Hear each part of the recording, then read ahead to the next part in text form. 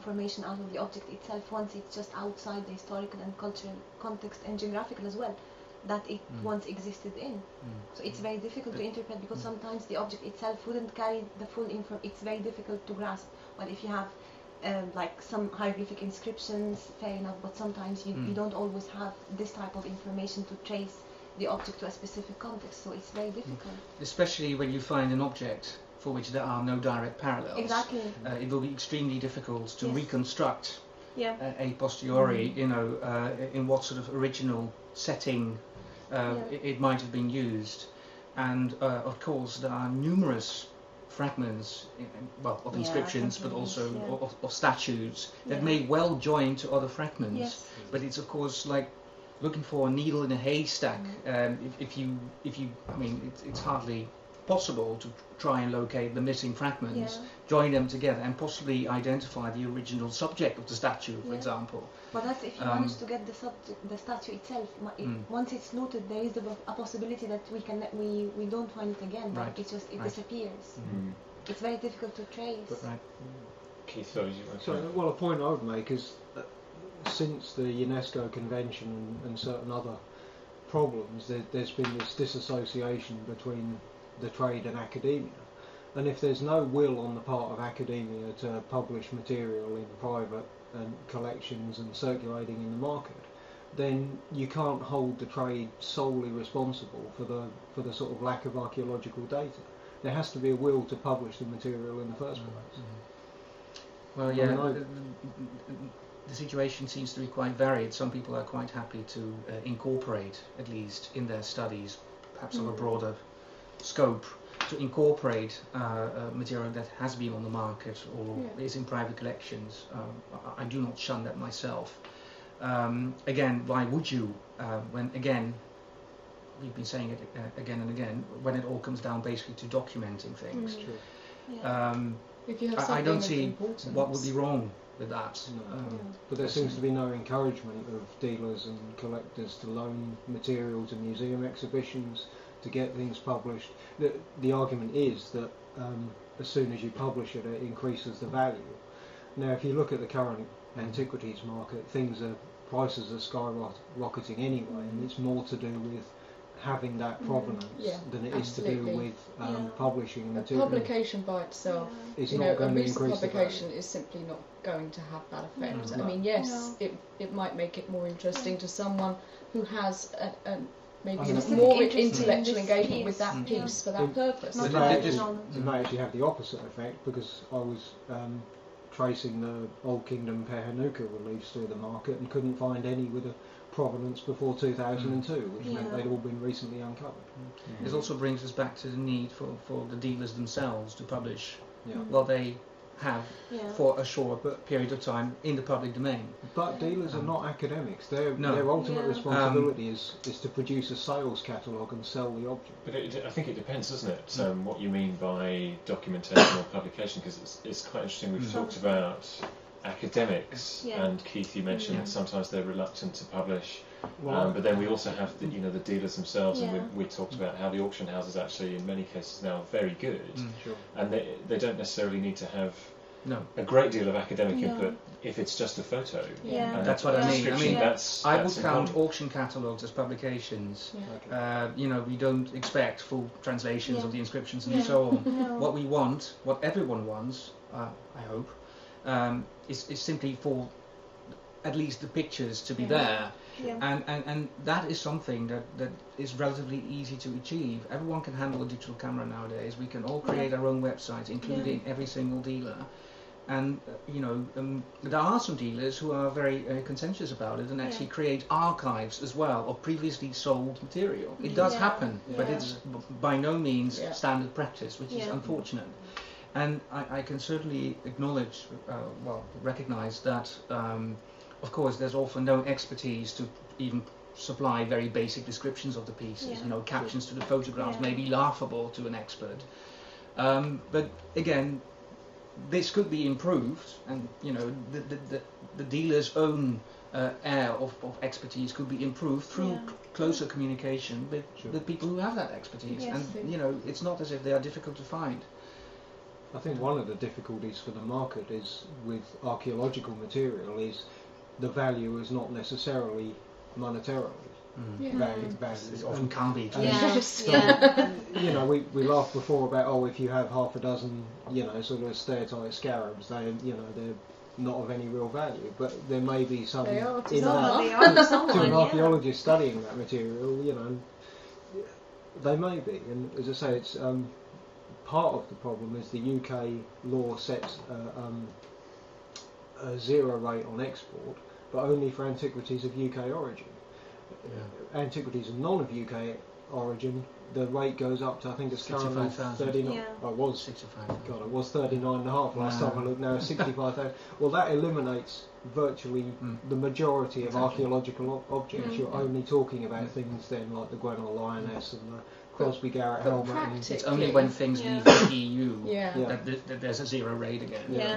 Yeah. So. Can you just clarify that? Sorry, can you just explain what the significance of this is for the market and the movement of things? Right. Well, if something goes abroad, if it leaves the UK or the EU, it should be recorded on an export license. Now, to save the government a lot of paperwork, the majority by default. Antiquities technically are zero rated, which means everything should appear on an export license if it leaves the country. How it works in reality is only antiquities of UK origin, so coins and Roman brooches, things like that, would be considered on an export license. Anything that's already not of UK origin, so Egyptian material, there's this subsequent level, which I believe was 39,500, myself was only £65,000.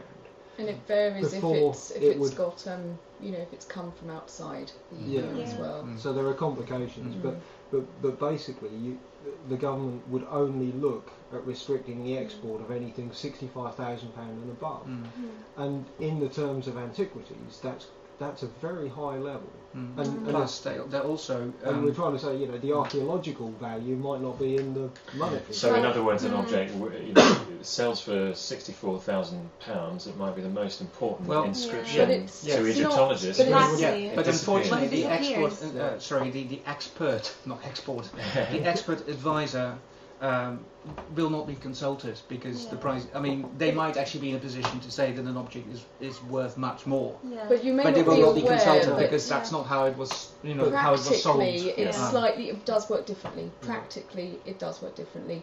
I know a lot of dealers in this country who apply for export licenses for virtually everything, just because buyers expect it. And it's much easier just to do it, and people feel responsible. We submit our catalogues to the British Museum, who have to go through them with a fine-tooth comb, and I'm sure they laugh happily along at some of the things we're selling.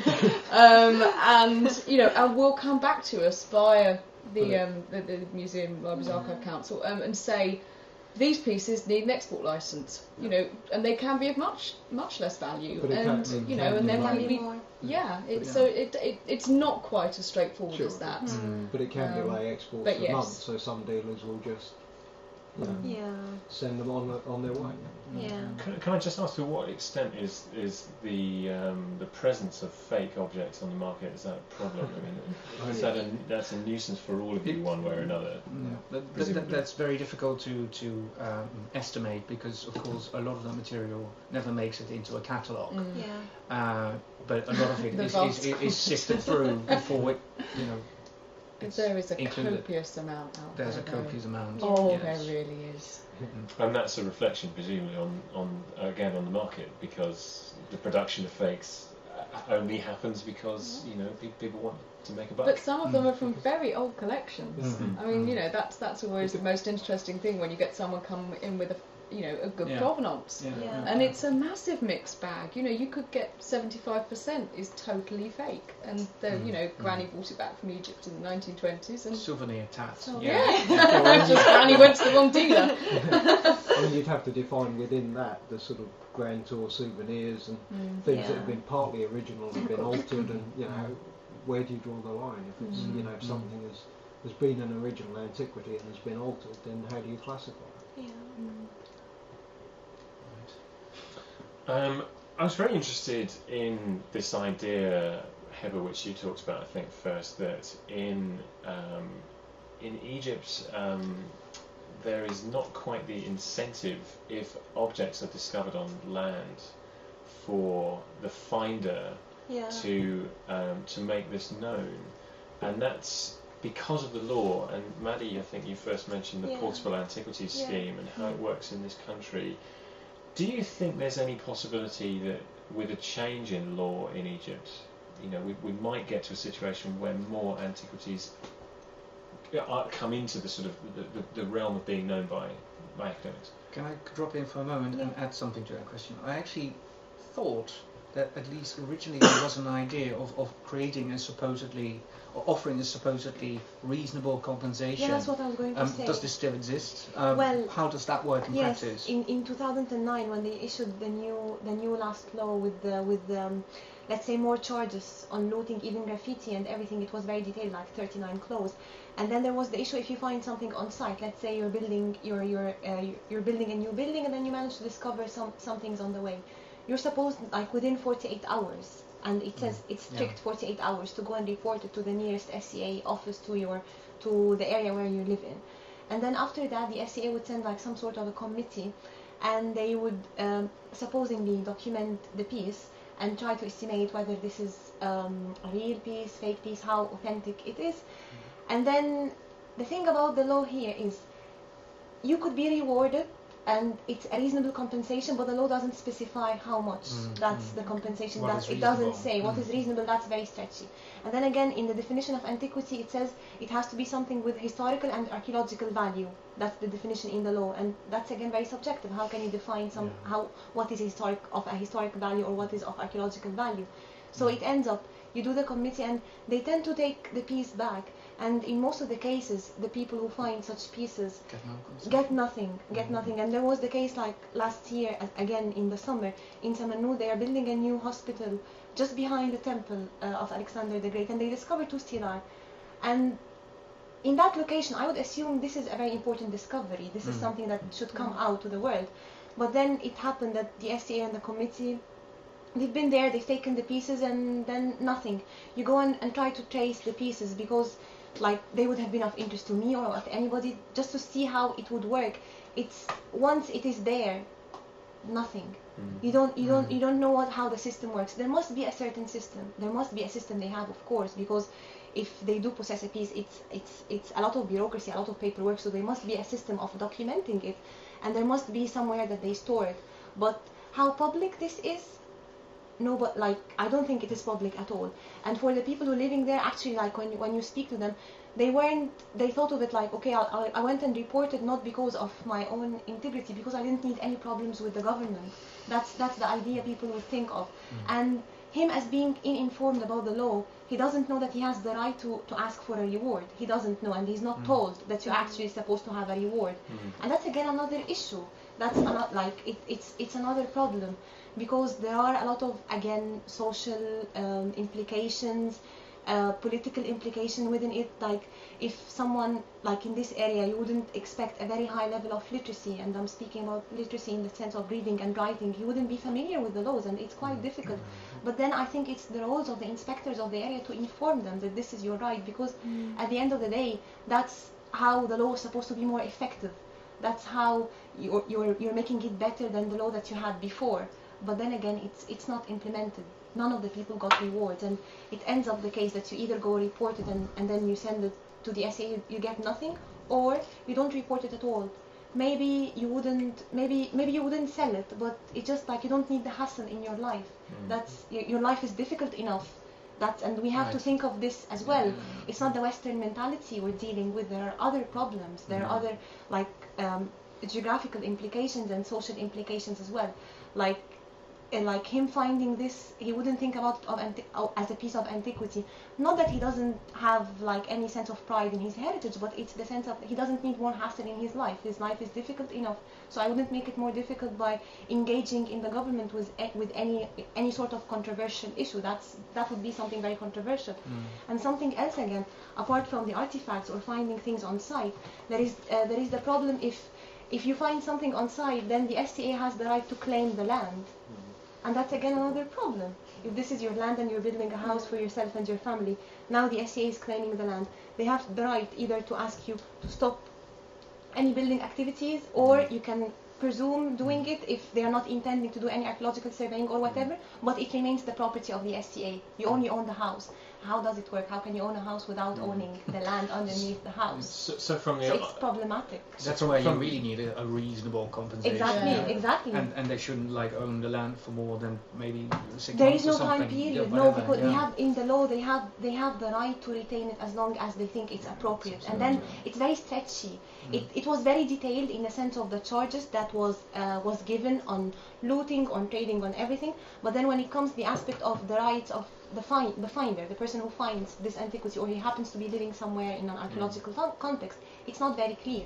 So it was not very clear on the other side. So we have a sort of situation here where, from an archaeological perspective, it sounds quite good that if you have an archaeological discovered, it becomes the property of the Supreme Council of Antiquities, the Ministry of Antiquities. That sounds great. Yeah. But in practice, what's really happening is that this is, you might say, disenfranchising the people from having any rights, any connection to the piece at all. And do you think that reminds me of something that we talked about earlier as well, that a certain proportion of the population doesn't have a great knowledge or even interest in its history, and that's not going to help, I think. I think the problem is, and I've seen how it was driving some debate on the thing. I'm not saying that Egyptians are not proud of their history. Of course they are. But I'm talking on the practical issues. Yes, during the revolution, the people were forming a human shield around the Egyptian museum. Yes, but on the YouTube, the videos, people were asking each other, do you think the pieces inside are real or fake? So probably they've never been there, they've never been to the museum, and they don't realize what a museum actually is. And it's not, and I have to say, this doesn't occur on a certain social level. No, people of a very high social level that have very good education, they've never been to a museum in their life. And the level of knowledge they have about ancient Egypt, yes, they are proud of their ancestors, they are proud of ancient Egypt, but they don't possess enough knowledge of their own heritage to the extent of knowing how to protect it, or knowing how you should deal with your own, or knowing what is cultural property, or knowing what does it mean to humanity. What is its true value? Yeah. Exactly. I was just telling Joe, like, when we over the coffee break, like how, like, when you're growing up, like I might find more people in the UK here wanting to become Egyptologists when they are growing up, and if I went to an Egyptian school and asked them, so what do you want to be, a doctor or an engineer? That's a cultural thing. It does have an implication on the heritage as well. Things like this should change. We should change our perspectives in life. I know it's quite major global humanity issue that I'm speaking about, but it is feasible. It's not very difficult. If when I was deciding which university I would go to, and when I said I'm doing this, people were making fun of me, even my family. So it's unusual. Yeah, it is. It's not very fashionable. Yeah. No, it's not very. And then what would you do? So you would be like friends with Ramses. What would happen? And it's not like that. And I have to say, sometimes I'm really saddened. Well, as an Egyptian, I have to say, and I'm sorry if I'm becoming emotional. I would love to see more Egyptian people doing Egyptology. It's a shame when I go to a conference and how many. There are a lot of Egyptologists. There are a lot of profound Egyptian Egyptologists, yes, there are, but not as many as there should be. Sure. There should be more, because if you want to say I love my country, it comes with a lot of baggage. It's not just you love it for a specific aspect and you don't really care about knowing the actual deep core history of it. I think you should. There is nothing wrong of becoming an archaeologist. We need, and specifically now in unemployment market and everything that's happening, with everybody wanting to become a doctor and engineer, we're losing a lot of things in Egypt. We're losing a lot of chances, and it's not helping the economy, it's not helping the people, it's not helping anyone. So things should change. Then we should start criticizing ourselves now before it's too late. I mean, can I ask the rest of the panel? What are your views on this, and what can we do about this? It seems that education is something that's coming across very much. Yeah. People need to know more about the laws in Egypt. Yeah, of course. But they also need to know more about the history. I mean, what role can we play in this? Can Egyptology play? Does it have a role in this? Well, I suppose. I'm not quite sure what we can do on such a large problem other than piecemeal working together with our colleagues in Egypt, you know, and trying to build some sort of infrastructure different from the present one. Perhaps more free access also to Egyptian monuments. People live next to them, but they have to pay entry fees, you know, so only the tourists go in. And so these monuments are almost entirely purely associated with tourism, foreigners and so on. People feel no connection like that. Or at least, you know, at certain hours or days or evenings or whatever, free access, you know, as we, for example, well, we do that in museums in Europe as well, for example. Even people normally have to, I mean, in the British Museum you have always free access, but where museums do charge, they usually have a weekly or 2 weekly opportunity where people can visit for free, so there's access for everyone. I have to say, like, Egyptian, for you as an Egyptian to have access fee, it's very, like, it's £1 Egyptian pound, for example, to get to a museum. It's not very expensive. Like, it would still it would still be feasible, I think, like, you to get in. But it's how to motivate you actually to live in this area and actually have let's say the curiosity to get in, to know more. I think, well, I'm not saying it's too late, but maybe we should start from scratch, and we start at school level. Maybe work with local schools in areas that are archaeological excavations, archaeological sites, organize more, not just tours in the sense of making the children wander around. We should need to have more like actual Egyptologists who are giving history classes. It doesn't have to be a curriculum thing, but let's say like something like a patriotic curriculum, let's say, something that is not 90% modern Egypt and 10% ancient Egypt. Something that is more in context, because another thing, that an element that would probably be important in such education is not just to ram down people's throats lots of chronology and the empires and so on, but make them aware that the ancient Egyptians were also people like you and I. Exactly. And you know, they were not aliens. They may look different, but the more you learn about them, the more they are just like us. Yes. The more you know more about your own, maybe it would help you to identify your identity, know more about how, because there are, when I think, I'm not, like, it must be obvious for a lot of you Egyptologists have been to Egypt, but then you see how there are things that are still surviving from also the in the language. Even in the language, like the word we use for coughing, it's the same word that is in hieroglyphs. It's exactly the same word. Things like that, things have lived upon, and it's very interesting to see how did these things stayed and why did the other thing just disappear. It's interesting for you to try to have a grasp of your own identity in a way. It's important. Because people blame us, now you're becoming very westernized, but we don't have any options. That's the only available option nowadays. Maybe if we try to get back to our own roots and feel more proud of ourselves, and that's a way of doing it. You tend to look up to a model because you lack certain things. But once you try to know more about your past and you start improving in a way, then you would have a model from your own culture to look up to, rather than a model from totally outside to be your role model in life. And it works when you're looking at, you know, with children in this country learning about the Romans. Exactly. I mean, practically, there is not a great deal that, you know, as a 5-year-old you have in connection with these guys who lived in, you know, ancient Rome. But when you tie it to where you're living today, and you know the way names are still the same as they were in the Roman times, and you're connecting people at a very young age and using objects and images to do it, you know, that's the way to start. Like, exactly. It sounds very simple, that would be a very excellent program in Egypt, because we have such a good sense of humor, and we should make advantage of it. It's interesting to me. Sorry, Keita. It's interesting to me that Marcel, you make this point about the connection with the ancient Egyptians and how they were people actually just like us, and it's almost as though, you know, we feel a closer connection with the ancient Egyptians, whereas, you know, Heba, you were saying that actually Egyptian people now sometimes don't feel that connection. I think they feel a separation. It's not the type of separation. It's we have this identity issue. Like Egypt has passed through various cultures. It's swallowed a lot of Islamic culture, Coptic culture, and ancient Egyptian culture. But the problem is that you always tend to define yourself in how you are now from a religious perspective, and maybe we should start thinking, okay, you don't have to define yourself from a religion point of view. Maybe there is another aspect of how you define your own identity, a humanity, purely human perspective, not just a religious, not just I'm Muslim, I'm Coptic, and that's about the only distinctions we have.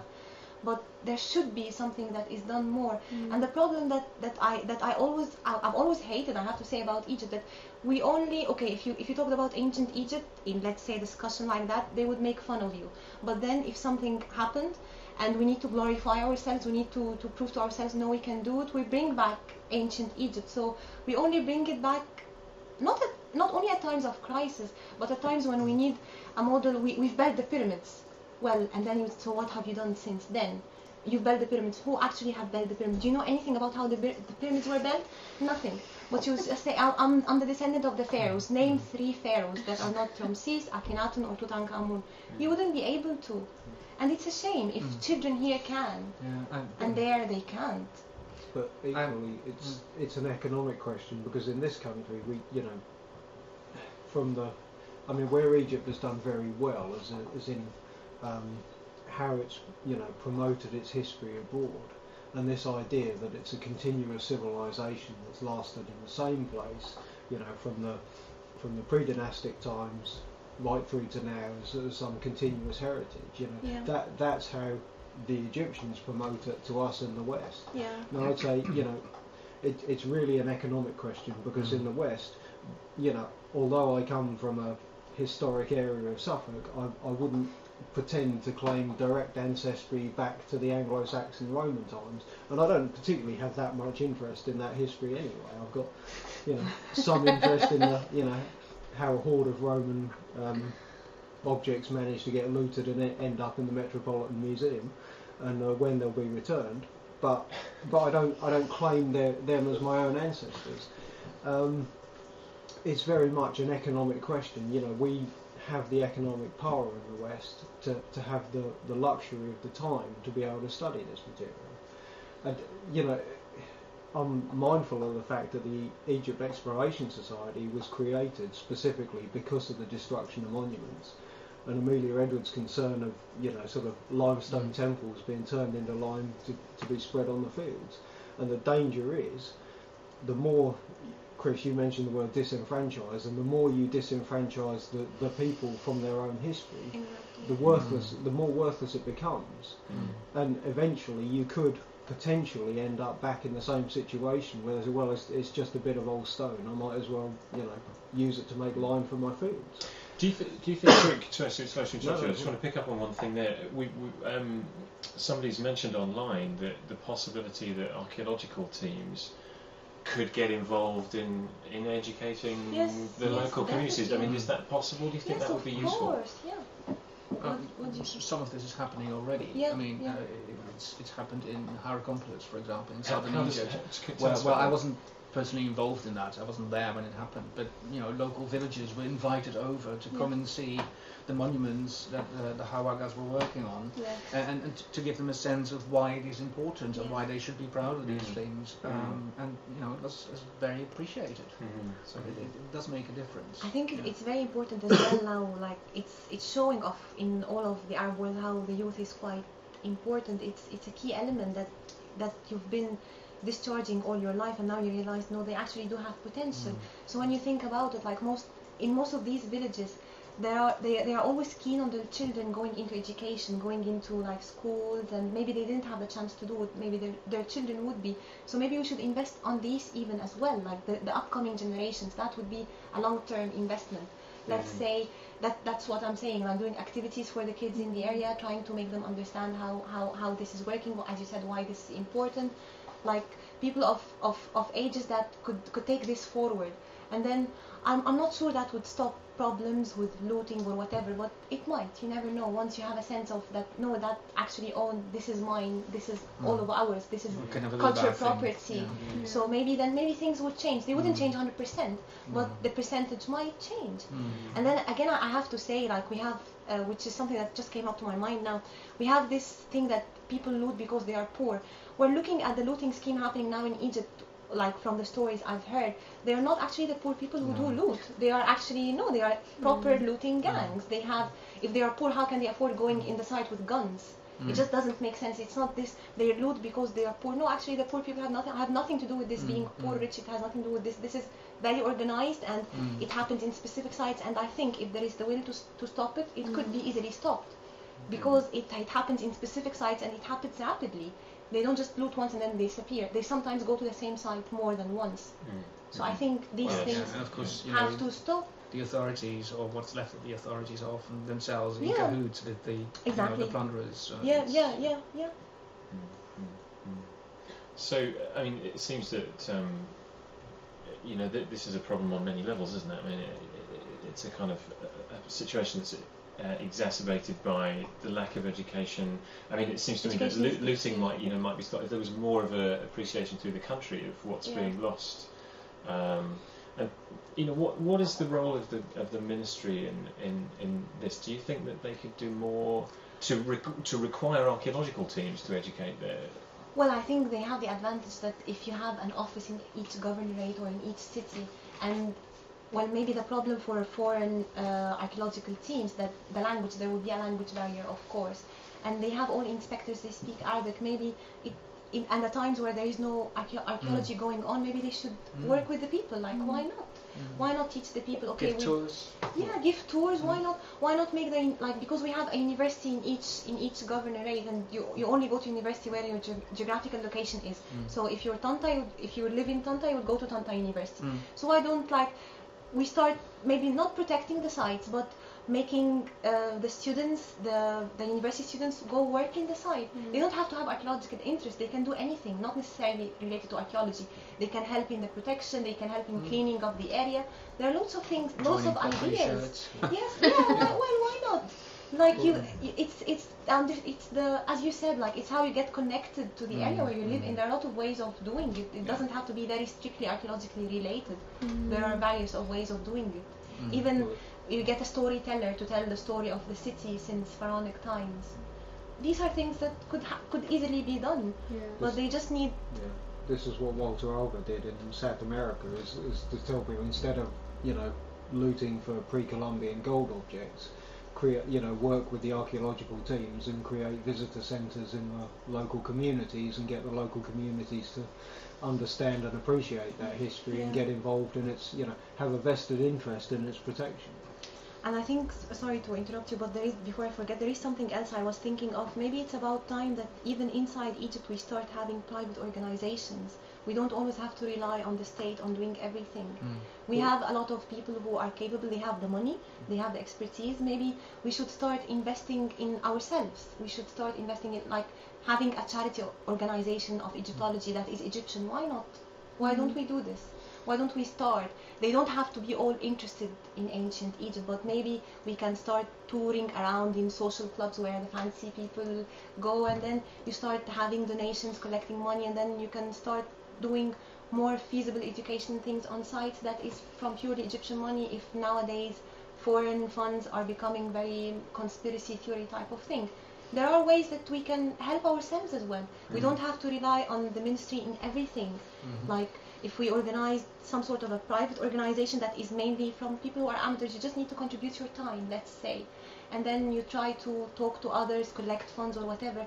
That's another issue that we lack. We have charity organizations, but they work more on the social aspect, which is key. It's very important, I have to say, like the economy, that's key. But there are other things we can do. Not only providing people with enough money, that's one thing, but providing people with education and awareness of their own culture, that's very important for humanity, I think, for you as a human being. And even just simple entertainment. I mean, I'm having to think of the Nubia Museum in Aswan, where they are truly engaging the local community, not only just providing permanent displays, but constantly organizing activities, special events, also involving contemporary culture, because of course the Nubia Museum covers local, regional history all the way to the present day. But involving all sorts of dance activities and so on. And that obviously makes a big difference. It's a very popular museum, also to the locals. I think as well, these type of activities, as you said, the Nubian Museum, because, for example, Nubians always they have a problem of identity within Egypt. They feel they are very less represented. Activities like this would make us see how a lot of things we have in common as Egyptians. So when you start not defining yourself where you come from, we're all equal, we're all Egyptians, we share the same history, we share the same culture. Maybe the civil problems that we have, it might be one of the ways well, I'm not saying that it would totally disappear, but that's a way of doing it, making people more knowing what is being a Nubian in itself. Because not just apart from making jokes or whatever, like about Saidi, blah blah blah, what we don't know the hardcore of how we are, what actually are we, and the amount of things in common that we share. It's very interesting that the topic has moved so far towards education in Egypt. No, I think it's very interesting. I mean, I wanted to, try and bring it back to where we began. It seems to me that nobody here is in any doubt that we have a trade and we have to live with the fact that there's a trade. But actually, this isn't maybe such a terrible thing, provided all the parties involved can cooperate. Is that provocative in itself? Yeah, I think so. Would any of you like to disagree with that? And what the person's attitude is. Yeah. I mean, I would say an economic value is the first basic principle that everybody understands. As soon as you put a price on an object, we talk about the Gwenon Lioness in terms of being the $57 million sculpture. It's the basic level at which, whether you're coming at this as a field Egyptologist or a lawyer or a collector or whatever, the first value that makes any sense is going to be the economic one. And the price tag, basically. And is your point there that without a value of that kind, then we're back to sort of disenfranchising, the local farmer who finds something valuable in his field, and we're talking again about Egyptian laws here. Without that, there isn't the incentive to preserve the material, which is what we all really want. Yeah, I mean, without wishing to upset the British Museum, I would say until you've invested your own money and can put a name price on an object, you then start to appreciate it at a whole nother level. And if you try, the economics will always be there, and you can't just ignore the economic value. And it's the basic point at which everybody is going to suddenly understand this is worth something. And you see these exhibitions at the British Museum, and people want to go and see gold and treasure, and it's a public, public interest. If you say come along, and I mean, I love the Petrie Museum, and I can spend hours in there. But if you said to somebody, come along and look at this room full of pots, it's probably so why. If you said come along and see the gold of Afghanistan, you get queues, literally blockbuster exhibitions. Sorry, but it's also a matter of how you draw people in the first place, and then you sneak in some truly interesting information rather than just focusing on the gold. Oh, sure. It's marketing. But this is again perhaps back to the point that you raised. First of all, this is perhaps why the portable antiquities scheme works, because there is a value placed on it, and there's a value because there's a trade. I think you can't pretend that the trade doesn't exist and it shouldn't exist, and money for antiquities is a terrible, awful thing. Well, that is, the reality is that people will spend money to buy antiquities. If we just accept that and then look at all the ways in which we can improve the current situation. Those people spending that money is what's preserving unprovenanced antiquities. Those people, spending that money right at the beginning of the study of Egyptology, it sounds sort of oversimplistic, but you can go round in circles with arguing about where things came from, and everyone's been looting from Rome nicking from Greece, and then things going to Byzantium, and then look, Venice looting Byzantium. It's a fact, but it doesn't mean that we can't regulate what's going on and look at a more productive way of moving forward. But as I go back to my original point, that the tighter the regulation, the more disincentive there is to be engaged and to find a solution to the problem. I'm not sure everybody would. That sounds counterintuitive, but you look at the source countries, and clearly nationalist retentionist laws are not working, because the scale of the looting has come since the nationalist retentionist laws have been introduced. Okay, you know, I know there always were people hanging around peakery sites, the dealers trying to pick up the odd, you know, sort of antiquity to sell on the market. But the large-scale industrial, you know, go in at night with a mechanical digger and emptying and or even so, you know, with shotguns and, you know, sort of large-scale lootings for money. You know, that's come about because the harder the access is, then there's only the criminal gangs that are going to, you know, go in for the large-scale industrial looting. So it sounds as though, I'm sure not everyone perhaps would agree with this, but I'm sure they won't. But it sounds as though we're sort of saying money makes the world go round, and I'm interested in that very bald statement of yours that you know, this is what is allowing the protection of antiquities. And again, we're back to this idea that there is a trade, and that's that, we have to live with it. But then, you know, we were agreeing, I think, right at the very beginning, that if we're going to live with it, there has to be documentation, and provided the information's in circulation, then we can live with that. There is no perfect system. I mean, no, you know, all systems are going to have its flaws. But the UK, I would say, is a particularly, you know, as good a model as we can get so far, because it's sorted out this idea of what's important to the cultural heritage, and we'll focus on trying to preserve that. And while we're not spending the time focusing on every little Roman coin and Anglo-Saxon brooch, you know, we can concentrate on the protection of what's really important. I mean, there has also been some discussion, certainly amongst the trade, of perhaps one way of going forward is to, I think Cyprus brought in similar sort of legislation about, you know, you just simply, everyone in the country who has antiquities just has to submit them all for recording. That, and then you start from there. If it's not on that list, you know, and there isn't a very strong reason why it's not on that list, perhaps, you know, the person didn't realise what it is, then you can't sell it from now on. You know, you draw a line under the bad things that have happened, and you say, right, from now on, we're going to really clamp down on this. We're going to make everything publicly accessible on an archive, and there's no reason why other nations couldn't also consider doing that. I know it's all a bit, you know, in happy land we would all live happily together, but it's certainly something that deserves some further talk. I mean, when Egypt went down the route of registration of collections, that far was a good idea. As you say, you know, that level of knowledge and control is useful to everybody.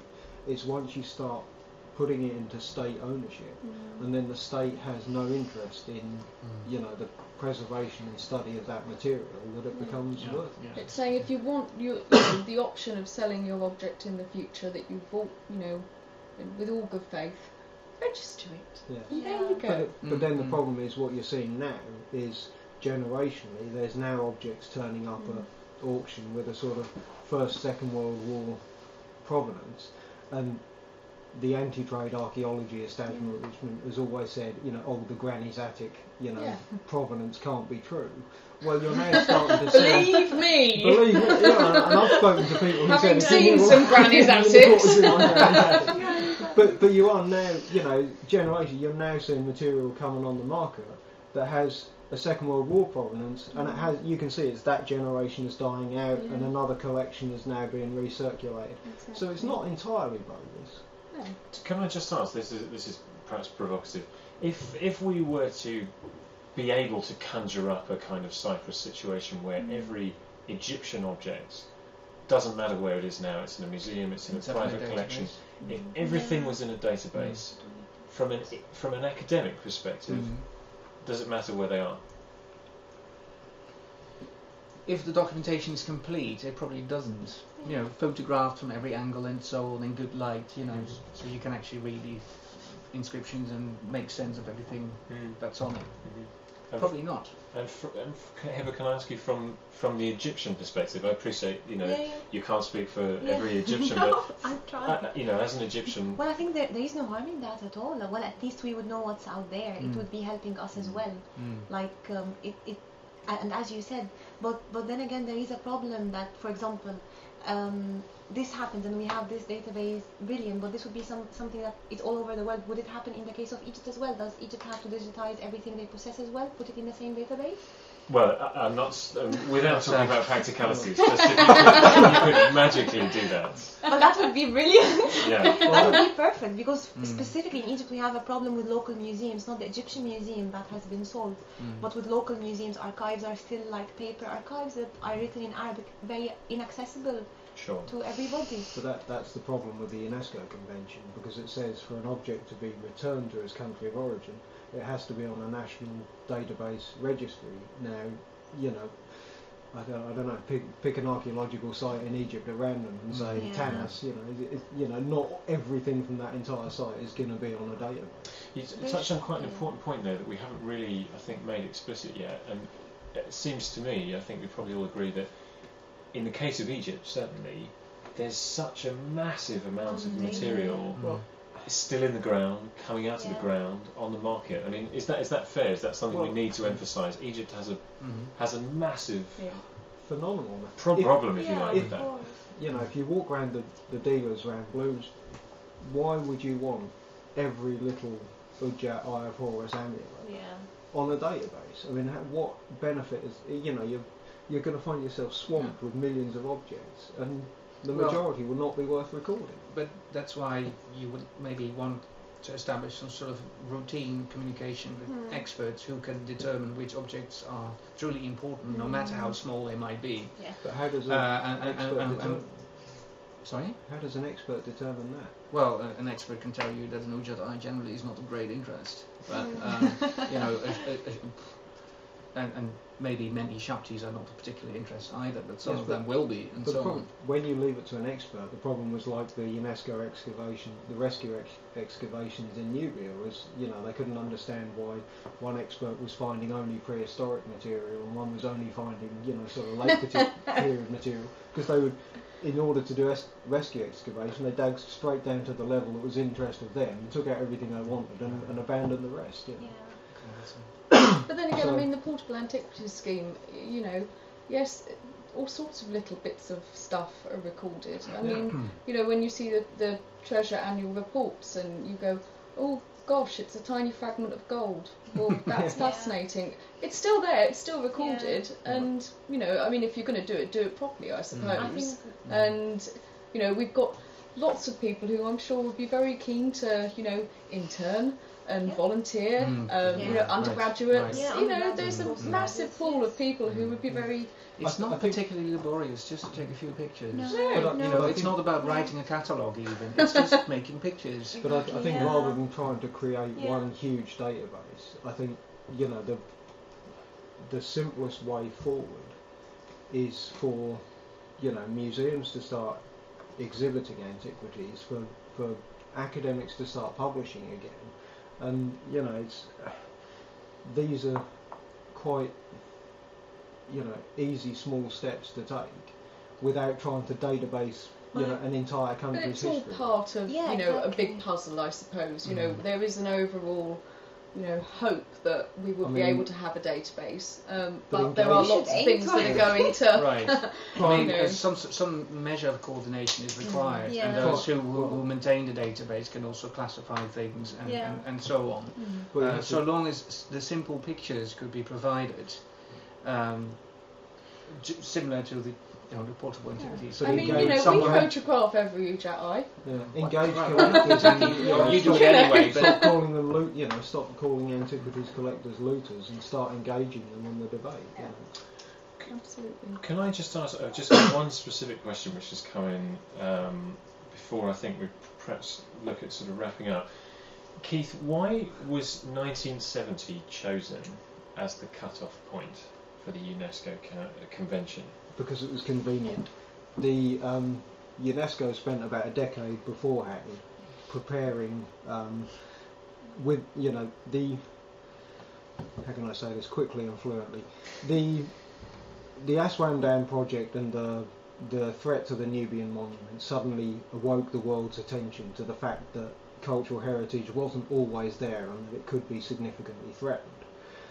So UNESCO spent 10 years preparing a law, an international convention that would protect the cultural heritage.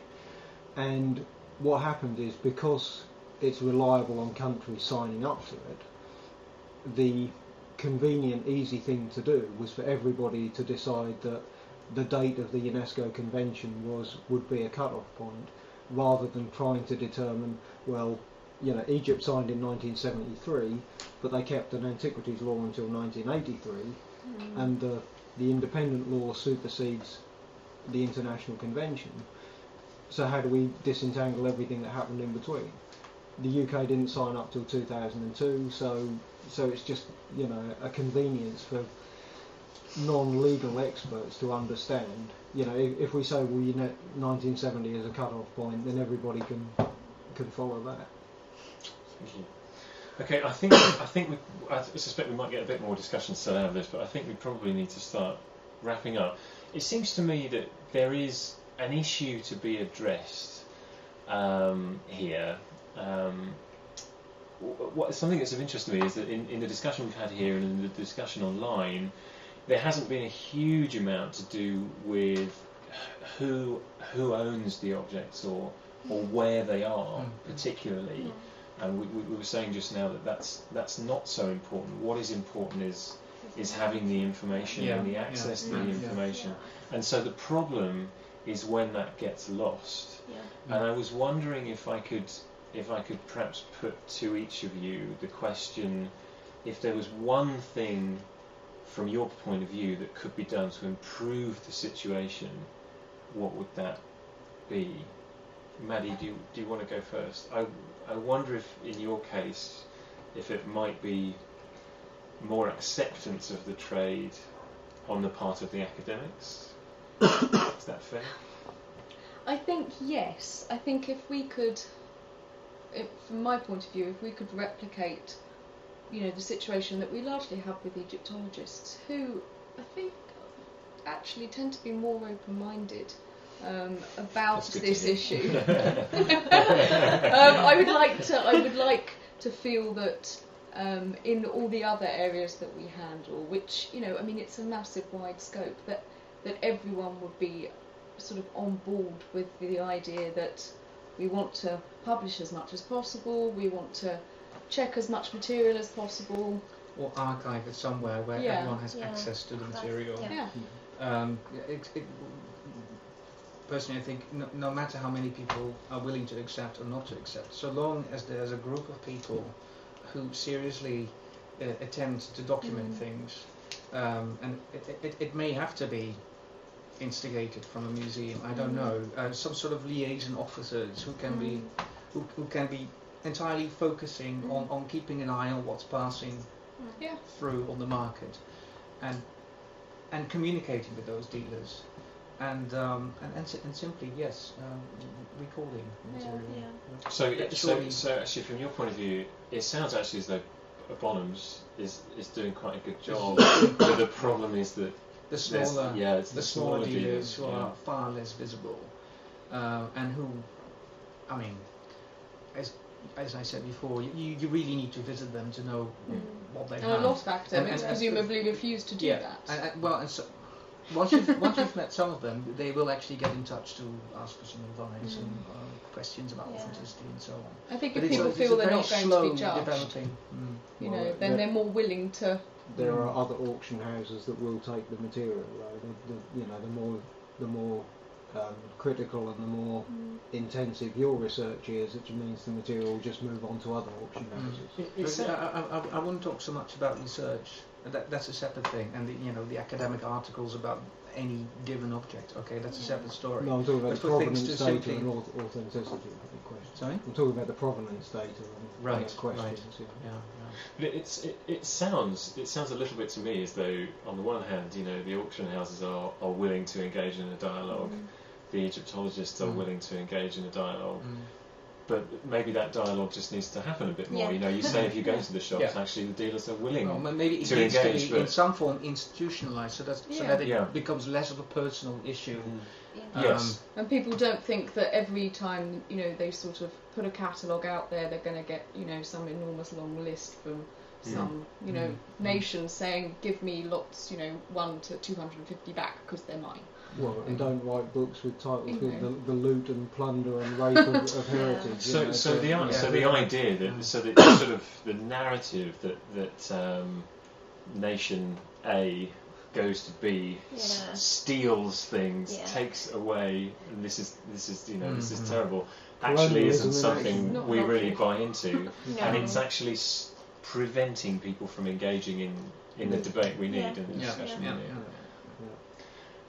Heather, from your point of view, perhaps with an eye on the Egyptian situation again, we've said that we talked about education a lot. We talked about looting. Is there one thing?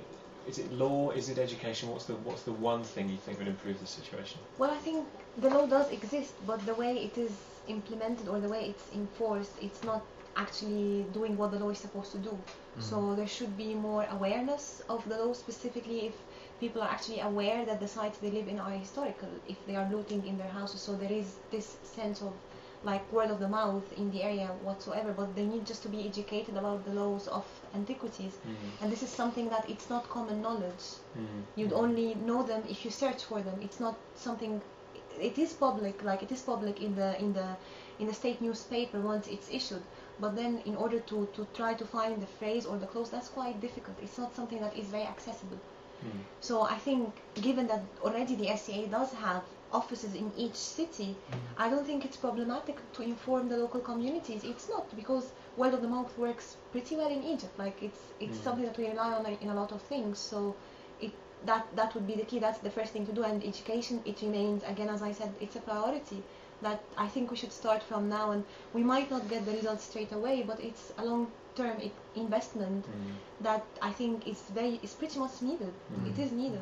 I was very interested in what you said earlier about the need maybe for a sort of private organisation, like a charitable organisation in Egypt. We don't have an EES in quite the same way in Egypt. No, we don't. That's what I was thinking. We only have like the charitable organisations that we have would be working within the social community. But there are some that work within heritage, but again, it's a different type of heritage. It's the heritage like Shari'a al-Mu'izz, like Islamic Egypt, Fatimid Egypt, things that not very much of an archaeological context, if you know what I mean. It's still archaeology, but not active where there is still archaeological fieldwork happening, going on. It's places where you live by the monument. Not like Luxor, but like in Cairo. That's where the interest is. But some sort of organization, let's say like for a history organization, love of Egyptian history organization, something like that, it just doesn't exist. And it's a shame, because we do have everything, but we just lack this. I'm not saying the motivation, and I'm sure the ideas are there, but awareness. We lack the awareness that this is something that's important, and that's what, like, I like when I tell my parents about the societies here in the UK and the talks people give, and I actually tell them people pay to go to these talks. They pay to go to these talks. Yeah, they do pay because they are interested. This is something. Yeah, well, this is something that it's not very familiar. It's enriching. That's here. That's something very normal. But I don't know how many people you would get in the ES Cairo talks. I don't know how many people you do get. So that's the type of thing that should change.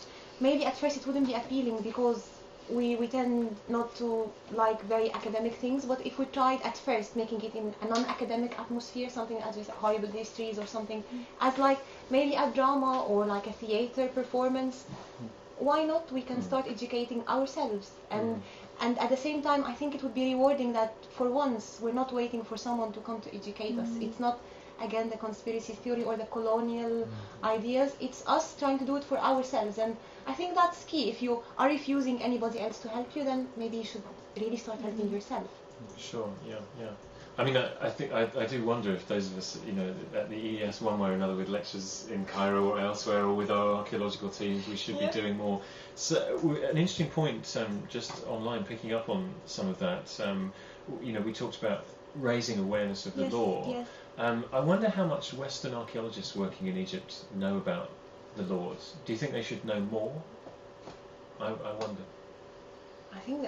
How do you do that? I don't. It's very difficult. It's very difficult. How it's first of all, the law is issued in Arabic. And they don't have like an English transcript for it to give. I think maybe the key is when you're going to sign your contract with the SCA, there should be like an off-print of the law in English. That would be very useful. Yeah, sure. Like something that should be just paperwork, and you're free to read it or not. That's a straightforward way of solving the problem. Just like 2 A4s, 3 A4s of the laws, the antiquity laws in Egypt, the changes throughout time, I think that's easy and feasible. Keith, you brought us a very interesting and different viewpoint, a legal perspective. Yes. Is there any one thing that you would like to see changed or improved? I was going to say partage, but I better not. Just can you just take 2 minutes just to explain what does partage mean? What is that?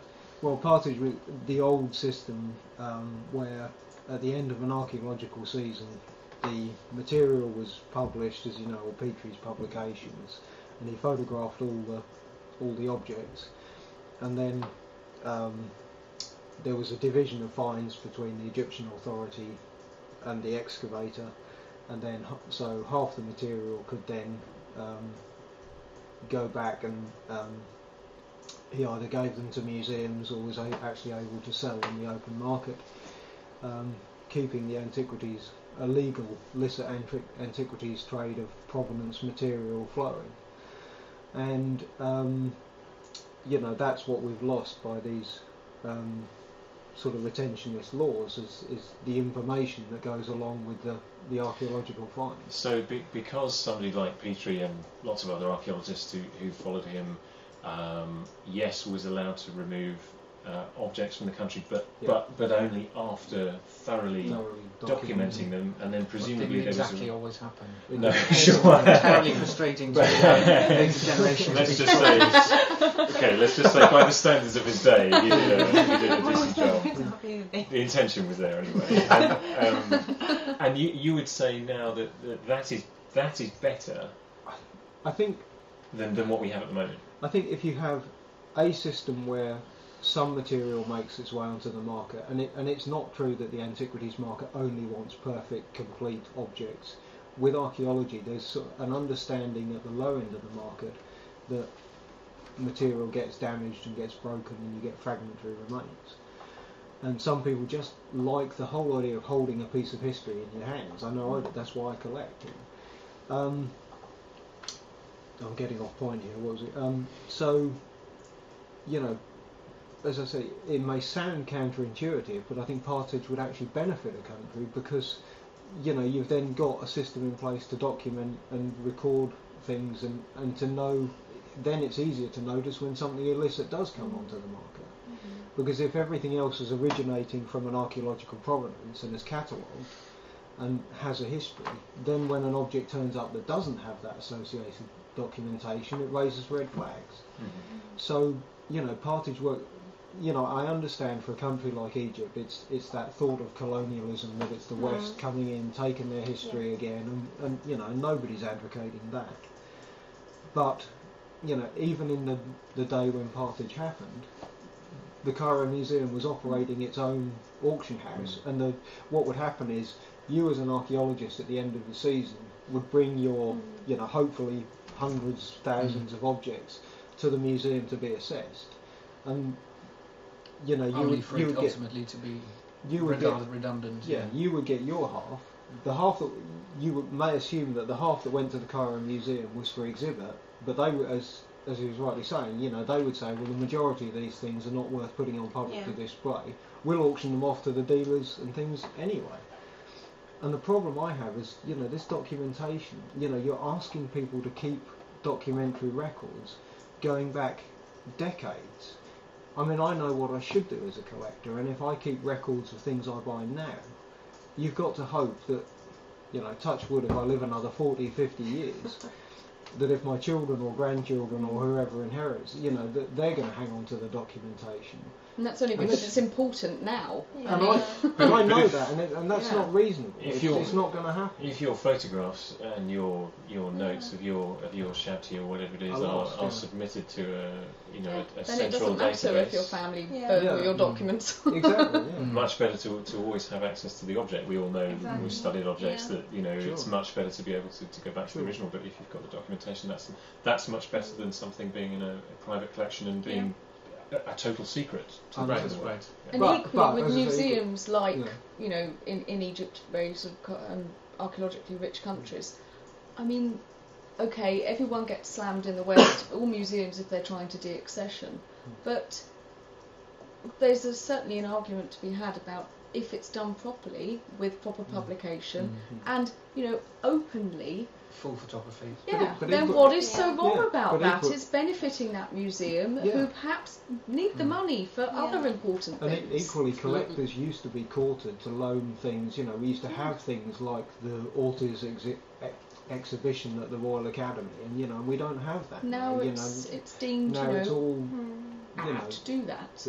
Legally you won't get collectors to keep registers and keep tabs on them, because that contravenes sort of private ownership laws, and you could argue that it contravenes human rights laws.